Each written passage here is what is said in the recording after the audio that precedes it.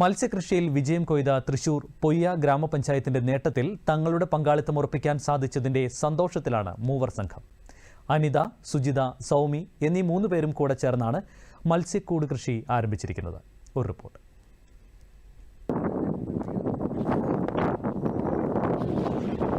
നാല് ഭാഗവും വെള്ളത്താൽ ചുറ്റപ്പെട്ട ദ്വീപ് കണക്കെയുള്ള പ്രദേശമാണ് തൃശൂർ ജില്ലയിലെ പൊയ്യ ഗ്രാമപഞ്ചായത്തിലെ കുശവർകുന്ന് ഗ്രാമം.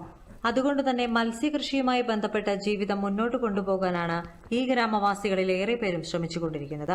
അതിനേറെ സഹായകമാകുന്നത് പ്രധാനമന്ത്രിയുടെ മത്സ്യസമ്പദ യോജന പദ്ധതി തന്നെയാണ്. അനിത, സുജിത, സൗമി എന്നീ 3 പേരും കൂടെ ചേർന്നാണ് ഇവിടെ മത്സ്യക്കൂട് കൃഷി ആരംഭിച്ചത്.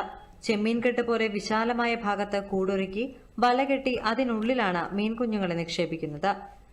ഓരോരുത്തർക്കും 3 ലക്ഷം രൂപ വീതമാണ് മത്സ്യസമ്പദ യോജന പദ്ധതിയിലൂടെ അനുവദിച്ചു കിട്ടിയത്. കൃത്യമായ ഇടവേളകളിൽ എത്തിച്ചേർന്ന മീൻകുഞ്ഞുങ്ങളെ പരിപാലിക്കുന്നതും തീറ്റ നൽകുന്നതുമെല്ലാം ഇപ്പോൾ ഇവർക്ക് ഒരു ദിനചര്യയായി മാറിക്കഴിഞ്ഞു. പ്രധാനമന്ത്രിയുടെ മത്സ്യസമ്പത്ത് യോജന പ്രകാരം കിട്ടിയതാണ് ഈ കൂട്. 3 ലക്ഷം രൂപയുടെ പദ്ധതിയാണ് ഞങ്ങൾക്ക് ഇത് കിട്ടിയിരിക്കുന്നത്. നല്ല രീതിയിൽ ഞങ്ങൾ ഇത് നടന്നു പോകുന്നു. 6 മാസമായി ഇത് തുടങ്ങിയിട്ട്. ഇപ്പോൾ ഒരുമാതിരി വളർച്ച എത്തിയിട്ടുണ്ട്.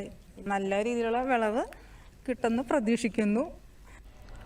കാലാവസ്ഥാ വ്യതിയാനവും നീർനായയുടെ ശല്യവും മറ്റ് വൈറസ് അണുബാധകളും മത്സ്യകൃഷിയെ കാര്യമായി തന്നെ ബാധിക്കുന്നുണ്ടെന്ന് മികച്ച ഓരുജല മത്സ്യകൃഷിയിൽ സംസ്ഥാന കർഷകനുള്ള അവാർഡ് സ്വന്തമാക്കിയ വിനോദ് കുമാർ പറയുന്നു. ഒരു ദ്വീപ് പോലെയുള്ള സ്ഥലത്താണ് ഞങ്ങൾ താമസിക്കുന്നത്. ഇവിടെ ഈ പരിസരത്തെല്ലാം ചെമ്മീൻ കെട്ടുകളും പിന്നെ പുഴയായിട്ട് ബന്ധപ്പെട്ട് ജീവിക്കുന്ന ആളുകളാണ്.